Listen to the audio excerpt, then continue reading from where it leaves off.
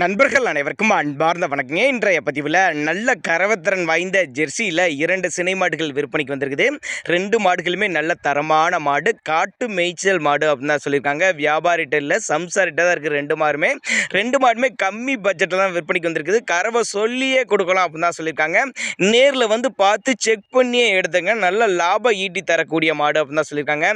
இந்த 2 மாடுகளுமே எந்த ஊர்லேருந்து விற்பனைக்கு வந்திருக்குது, கறவைத்திறன் எவ்வளோ, விலை நிலவரம் எல்லாமே பார்க்கலாம்.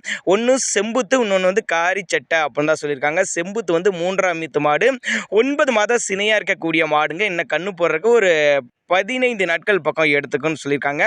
சுழித்த ஒரு லாத மாடு, எல்லா கிளைமேட்டும் அடாப்ட் பண்ணிக்கூடாது. 2 வேளைக்கு கறவை, ஒரு 14 லிட்டரு கறவை சொல்லியே கொடுக்கலாம், கறவை கேரண்டி சொல்லி கொடுக்கலாம் அப்படின்னு தான் சொல்லியிருக்காங்க.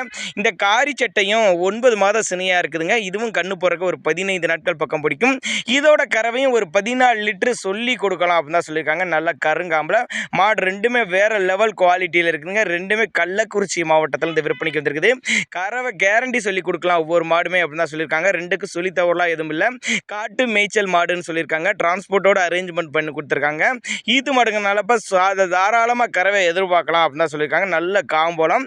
தேவைப்படும் நபர்கள் தாராளமாக கான்டாக்ட் பண்ணுங்கள், டிரான்ஸ்போர்ட்டோட அரேஞ்ச் பண்ணி கொடுத்துர்லாங்க.